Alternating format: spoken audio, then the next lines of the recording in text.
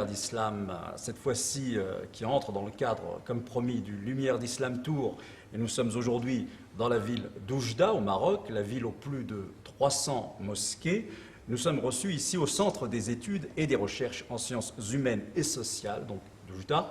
Et je suis très heureux aujourd'hui d'accueillir pour vous le docteur Mustapha Ben Hamza, avec qui nous allons justement nous intéresser à l'islam du Maroc.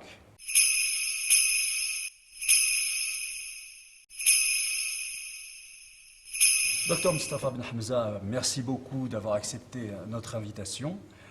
Et je commence tout de suite cet entretien en vous demandant un petit peu en quoi consiste exactement votre fonction ici au Maroc. Tout d'abord, je suis content. Je vous souhaite la bienvenue ainsi que votre chaîne de télévision Lumière d'Islam. Je suis content de cet échange afin de vous donner une idée de la vie religieuse à Oujda et au Maroc. Il y a pour chaque province du royaume un conseil des sciences religieuses. Ils sont au nombre de 80 et ils sont encadrés à leur tour par un conseil supérieur. Leur tâche est d'encadrer la vie religieuse des Marocains, dans le fond comme dans la forme.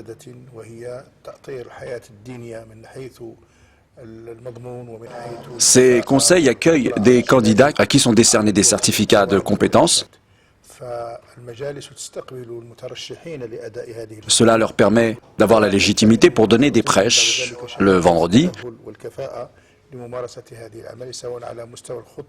ou donner des cours de religion aux hommes et aux femmes. Les conseils organisent aussi des conférences, des forums pour élargir le champ et la diffusion du message.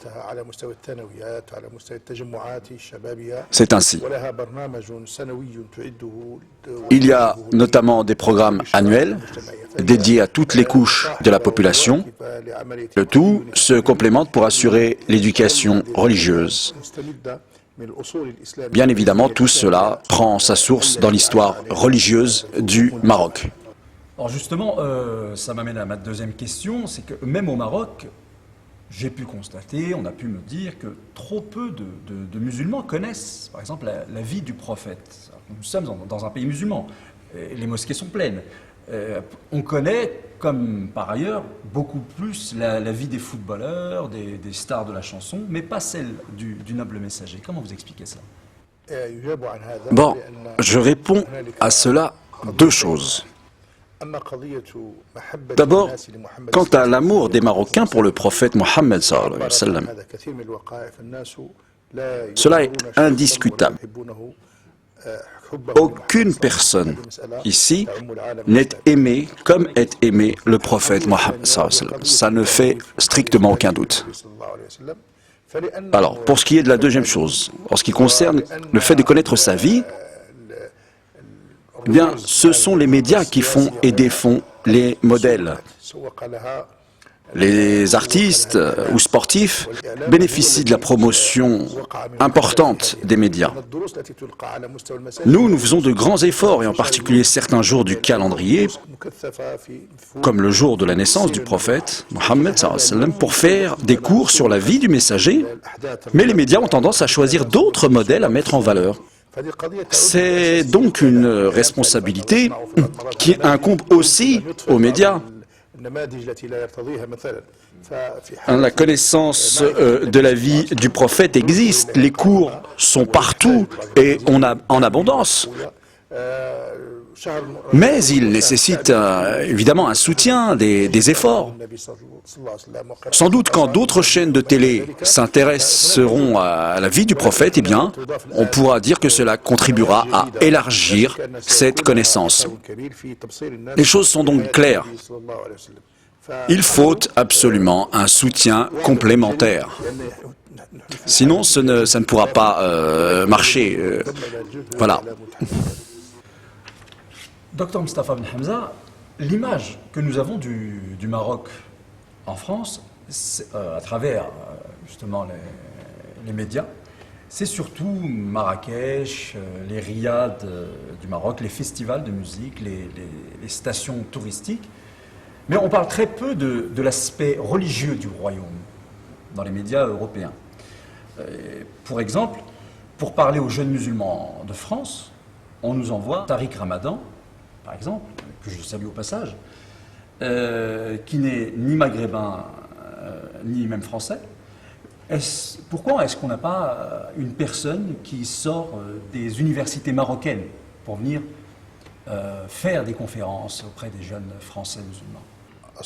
L'image est différente selon l'angle de vue ou la position où l'on se place. L'image du Maroc, dans le monde musulman et en Afrique, est d'abord religieuse.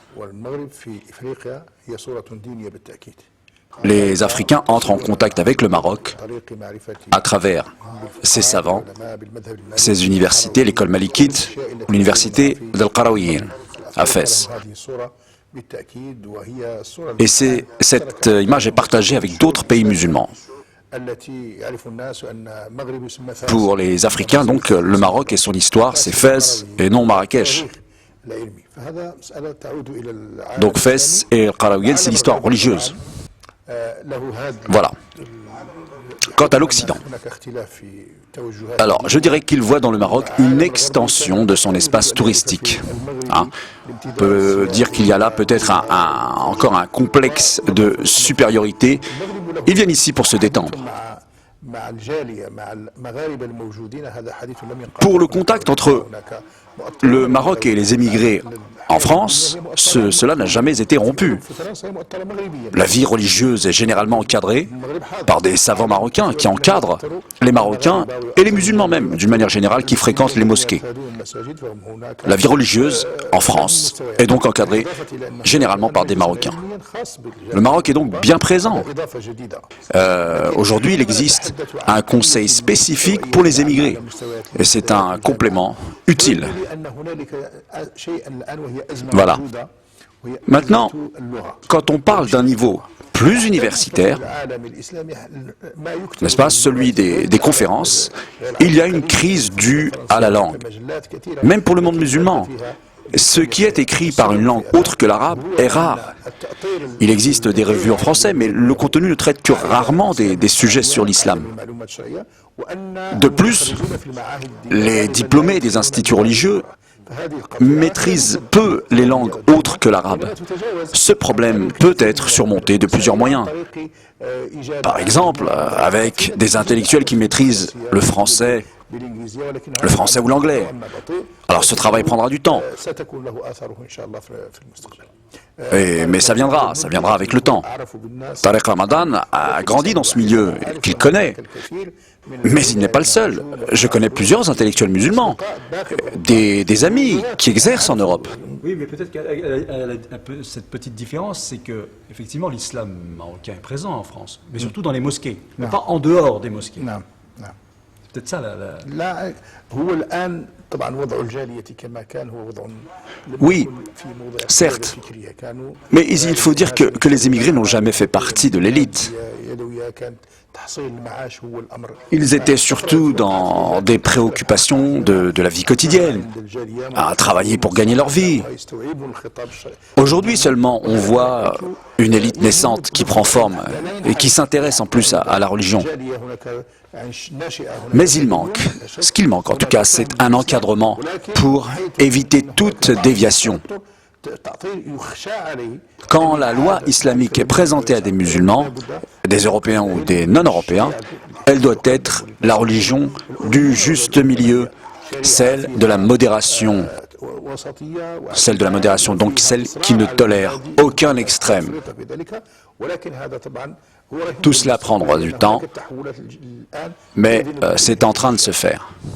Alors, si je vous pose cette question, c'est parce que en Europe, encore une fois, nous avons l'impression que le Maroc ne veut pas jouer un rôle de centre, malgré sa longue expérience de 14 siècles d'islam. Et nous avons davantage d'influence venue d'Arabie Saoudite, d'autres pays du Golfe, ou même d'Iran. Mais on a l'impression que le Maroc, lui aussi, devrait jouer un rôle de centre et ne plus se contenter d'être une périphérie. de l'islam. Est-ce que c'est une bonne analyse que je fais ou non? C'est une excellente question. Il faut rappeler la première présence, tout d'abord, du Maroc en France. Elle ne date pas d'aujourd'hui. Elle est ancienne. Elle remonte même au sultan Moulay Youssouf et à la construction de la grande mosquée de Paris, dans le 5e arrondissement. Cela témoigne bien donc de la présence ancienne du Maroc en France. En réalité, il y a, il faut le dire, des États qui tirent leur légitimité même du facteur confessionnel. Et ils se présentent comme tels. Par exemple, pour le régime iranien est un régime chiite, par définition. Le mouvement chiite, comme mouvement politique, se base sur le courant religieux chiite. Son but est donc de rassembler, de fédérer autour de lui tous les chiites du monde. Ce sont des mouvements en perpétuelle expansion car ils recherchent constamment des chiites, des sympathisants. Et c'est, on peut le dire, la même chose pour les pays du Golfe, comme l'Arabie Saoudite, qui ont une vision spécifique, là encore, de l'islam, qui convient à leur propre vision de l'islam.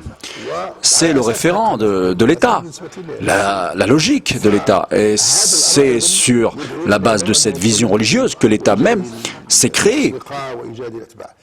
De la même façon, on cherche l'expansion et la recherche de sympathisants.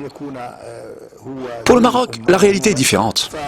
La religion doit être celle de la communauté musulmane, la Oumma, dans son ensemble. C'est celle du dialogue avec l'autre qui ne recherche pas l'expansion, ni de sympathisants. La vision du Maroc est celle du dialogue avec les non-musulmans même, sans chercher à acheter ou à corrompre l'autre.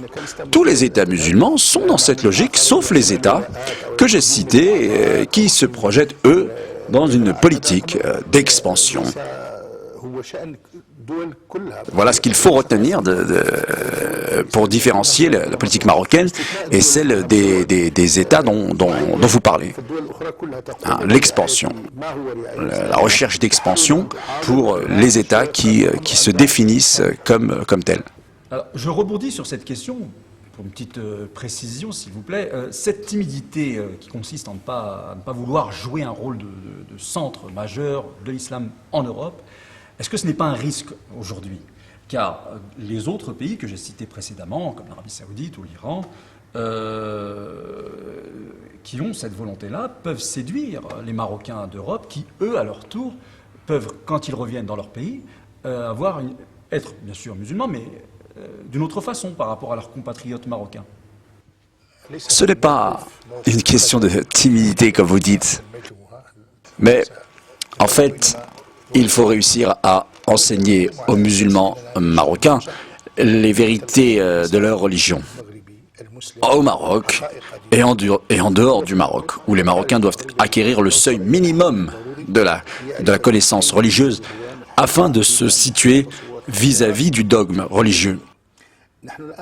Ce que nous craignons, finalement, c'est un individu qui n'a pas ses bases, car c'est lui qu'on peut facilement corrompre.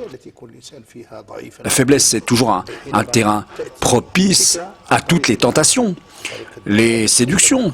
Alors le malheur, c'est quand l'idée vient de la tentation, même si vous pouvez prouver religieusement vos positions, vos idéaux, cela n'empêche que quelqu'un de faible pourra être séduit. La domination, sinon d'un courant ou d'un autre, d'une orientation ou d'une autre, a toujours existé dans la religion ou en dehors de la religion. Mais quand une personne a des bases solides et un encadrement clair, c'est comme une protection, une immunité pour cette personne. Ainsi, il est difficile de sortir une telle personne de sa manière de pratiquer sa religion ou de voir les choses.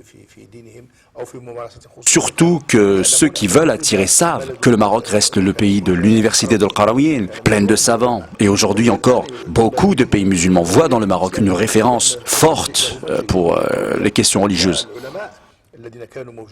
Les savants qui étaient à Al-Qarawiyyin lançaient leurs fatwas et leurs enseignements, et cela est suffisant. Il faut juste le protéger, le sauvegarder. C'est largement suffisant, il n'y a rien d'autre à ajouter, parce que la mondialisation et les moyens de communication, que ce soit en Europe ou en dehors de l'Europe, ce sont là des idées qui circulent, et en fin de compte, c'est le faible qui est séduit, qui est perdant. De manière générale, comme partout dans le monde, aujourd'hui, la religion première des gens semble être l'individualisme, hein, qui se résume à une chose très simple: je veux tout pour moi et tout de suite. Alors, qu'est-ce que l'islam peut changer encore pour que l'intérêt général, l'intérêt de tous, passe avant l'intérêt de chacun? Alors, quand les gens ignorent les grandes questions de la religion, ils ignorent les petites questions qui en découlent. L'islam, dans sa nature, est une religion du rassemblement. Et il n'accepte pas l'individualisme. Jamais. L'islam apprend à l'homme que lorsqu'il est devant Dieu, il ne demande pas que pour lui seul, mais pour l'ensemble de la communauté. Voilà. Ihdina al-sirat al-mustaqim, qui veut dire guide-nous dans la bonne voie. Le musulman est donc toujours, il fait toujours partie d'un ensemble, d'une communauté. Celui qui demande à Dieu dit « Je fais partie du nombre des musulmans ». Innani min al-muslimin. La loi islamique dit que tu es davantage récompensé quand on fait une action en communauté. Par exemple, quand quelqu'un prie seul, il a une seule récompense. Avec plusieurs, il en a 27 fois cette même récompense. Ce qui est attribué en fait pour récompenser le rassemblement. Cela est plus fort que ce qui est donné pour la prière elle-même. Ce sont des signes pour le croyant. L'islam ne croit pas en l'individualisme. Cette idée de l'individualisme nous est étrangère. Je peux même vous dire que parmi les Européens qui ont écrit sur l'islam, je cite par exemple Ariela Parachi, qui dit que l'islam progresse grâce à cette âme collective et cette solidarité. Cela inquiète même certains. En tout cas, l'individualisme n'a jamais fait partie de l'islam. C'est le produit d'autres cultures, de l'égoïsme qui ne pense pas aux générations futures. Tout cela est arrivé aujourd'hui malheureusement jusqu'aux musulmans. Mais quand on a un capital, il est très facile d'affronter cela et d'y répondre. Le problème, quand on n'a pas ce capital de la culture communautaire, eh bien là, c'est une autre question et ça devient plus délicat. Nous devons donc revivifier toutes ces connaissances et les enseigner aux gens.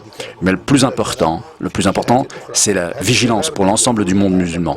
Une vigilance quant à défendre les principes afin de ramener les jeunes qui se sont dispersés vers d'autres directions. Ceux des jeunes qui se sont dispersés, il faut les ramener à continuer de réfléchir pour qu'ils continuent leur progression à mieux connaître, en vue de mieux connaître l'islam. Et au bout du compte, ils s'apercevront que l'idée individualiste n'est pas en islam. L'islam est pour la communauté, le vivre ensemble. À travers le pèlerinage, par exemple, le pèlerinage, à travers toutes les pratiques religieuses, cultuelles, l'esprit communautaire est toujours mis en avant. Il y a même deux types d'obligations, celles envers soi-même et d'autres envers la communauté. Si les gens oublient leurs devoirs envers la communauté, ils en seront coupables. Il y a des obligations qu'on appelle en islam nominatives, comme la prière ou le jeûne. Il y a des obligations envers la communauté. La science, par exemple, est une obligation pour certains qui le doivent à leur communauté. La justice, c'est pareil pour la justice, c'est pareil pour la sûreté, c'est pareil pour la santé. Si une partie, un petit nombre même de la communauté assure cela, eh bien, toute la communauté en bénéficie. Alors justement, cette façon de voir les choses, ce que j'appelais le tout pour moi et tout de suite, alors il y a une dame, une de nos téléspectatrices, qui nous pose une question, et je la cite, elle dit: avec la folle vie que nous avons en Europe, est-ce qu'on peut mettre nos parents malades en maison de retraite tout en étant bons musulmans? Je donne comme réponse oui, ce serait un message mortel pour les personnes âgées. Ce serait une façon de les regrouper pour les envoyer vers la mort. N'est-ce pas? C'est évident, dans notre culture, on ne croit pas à cette vision des choses. En aucun cas. Nous croyons que l'humain doit être avec les siens. Et ceux-ci doivent lui rendre hommage jusqu'à la fin de ses jours. Il faut savoir que les musulmans qui vivent au Maroc ont des difficultés plus grandes encore que celle de ceux qui vivent en Europe. Et pourtant, ils ne laissent pas, ils n'abandonnent pas leurs parents. Pour certains d'entre eux, ils vivaient à la campagne, certains dans un état de grande pauvreté. Les solutions pourtant existent, trouver des bonnes, des aides soignantes. Mais malgré cela, il ne faut pas en arriver à ce type d'idée qui consiste à mettre ses parents dans ces maisons de retraite. Ce serait catastrophique et les parents vivront dans la peur de ce que leurs enfants leur feront. Nous, dans les pays musulmans, on est fiers que nos pères et mères soient parmi nous et qu'ils meurent avec nous. Nous les aimons, nous les respectons et les supportons. Dieu insiste sur ce fait. Tu ne dois même pas leur dire « ouf », qui consiste en un geste de mépris pour leur grand âge. Quand les parents arrivent à un âge avancé, ils sont dans un état d'incapacité. Et il est interdit de leur dire « ouf ». Alors imaginez le fait de les envoyer en maison de retraite. Et nous savons, en plus que dans ces maisons, il y a parfois des violences. Ils sont abandonnés. J'ai vu moi-même, une fois dans une maison de retraite en Europe, 2 dames en train de pleurer, elles étaient sorties dans la rue. Non, non, donc vraiment, il ne faut pas avoir ce genre d'idée à l'esprit. Et il faut chercher d'autres solutions, les solutions existent. Alors une question cette fois-ci qui nous vient d'une téléspectatrice au Maroc via le net qui vous demande si vous trouvez la condition des femmes au Maroc satisfaisante et qu'est-ce qui peut être encore amélioré. Quand on parle de la condition féminine dans le monde musulman ou au Maroc, il y a plusieurs étapes. La première étape est la marginalisation des femmes, même en matière religieuse. La femme avait de petites connaissances. Elle était toujours mineure, sous la responsabilité du mari. Pourtant, elle était considérée comme pratiquante. Elle ne dérangeait personne. Ensuite, des mouvements ont amené les femmes dans d'autres directions, à l'encontre des spécificités même de l'islam, sans prendre donc en compte les spécificités de la femme musulmane. Depuis ce qui est arrivé en Égypte avec le Houd al-Sha'rawi, et après elle, où un mouvement féministe fort a commencé à gagner du terrain, alors les femmes musulmanes ont gagné du terrain. Pour ce qui est de la présence de la femme et sa part dans la science musulmane, c'est un droit pour elle de vivre sa vie comme le prévoit l'islam. Elle est considérée, elle est même la moitié de la société. Mais il y avait en fait l'absence d'un encadrement religieux, ce qui a mené au résultat que nous connaissons. Alors, cette mobilité qui a été empruntée vient de l'extérieur. Et le monde musulman, ce me semble, n'a pas su réagir comme il le fallait. Le monde musulman a sa part de responsabilité. Il aurait dû accompagner ces femmes pour qu'elles évoluent selon les lois musulmanes. Mais aujourd'hui, les choses vont dans le bon sens. Car avant, nous n'avions pas de savantes. Eh bien, maintenant, nous les avons. Nous n'avions pas de femmes prédicatrices. Maintenant, nous les avons. Des femmes qui connaissent le Coran par cœur. Ce que les femmes affichent de volonté pour apprendre la science et le Coran est même, je l'ai vu parfois, plus élevé que la volonté des hommes. Elles ont une volonté plus forte. Je crois que des choses vont changer en bien dans l'avenir. Je parle d'il y a quelques années, il y a 10 ans, il n'y avait rien. Alors aujourd'hui, dans toutes les villes du pays, il y a des participations actives, des prédicatrices, comme je l'ai dit, avec foi et volonté. C'est ça notre pari pour l'avenir de la femme. Et je finirai par une dernière question, Dr Mustafa Ben Hamza, en vous demandant de donner un message aux musulmans d'Europe qui nous regardent et qui sont parfois malheureusement victimes de discrimination à cause de leur religion.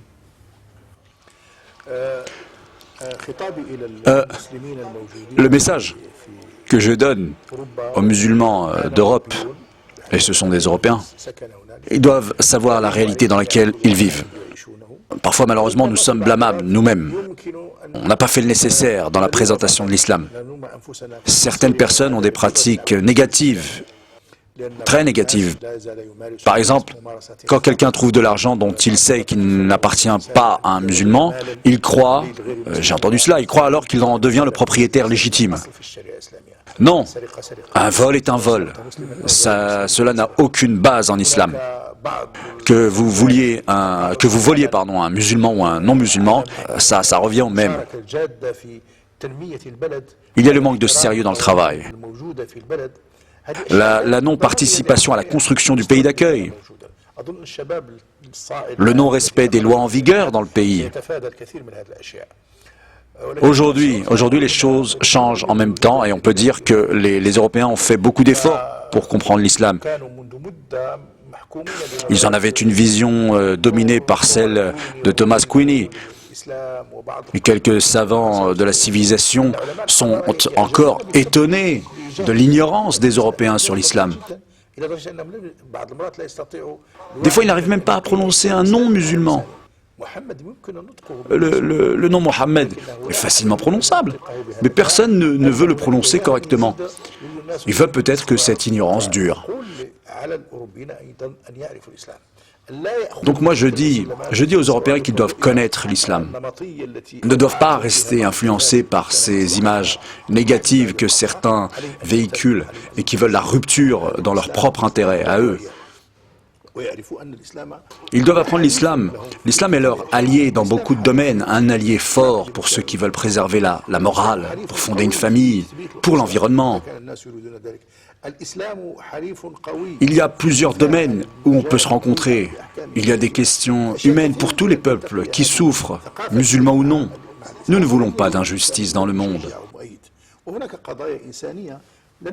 Il y a plusieurs points de rencontre possibles, mais les Européens restent coincés dans une mauvaise image de l'islam, ce qui est, à mon sens, à l'origine de problèmes.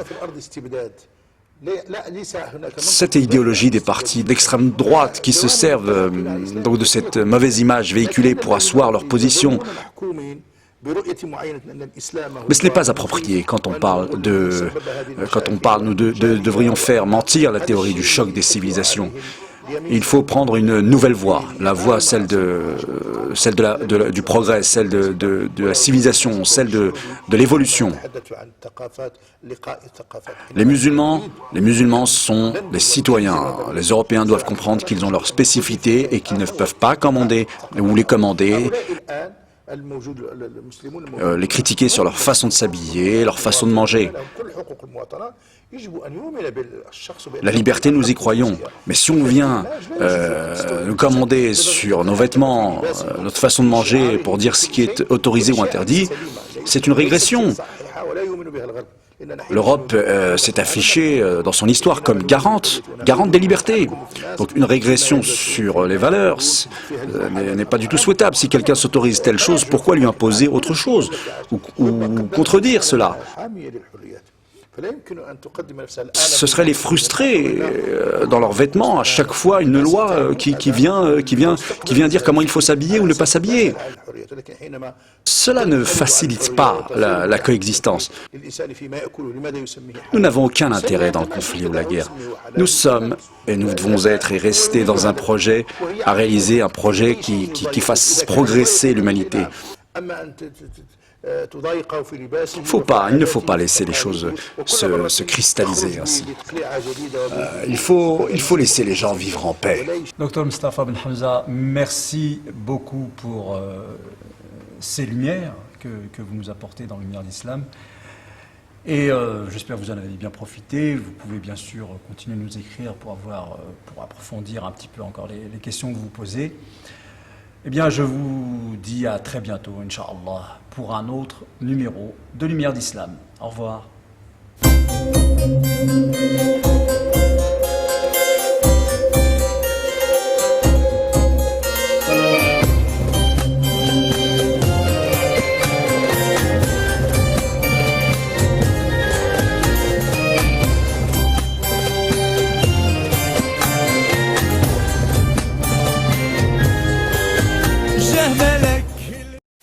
Pour rester connecté avec Lumière d'Islam via nos réseaux sociaux, une seule adresse, Lumière d'Islam TV.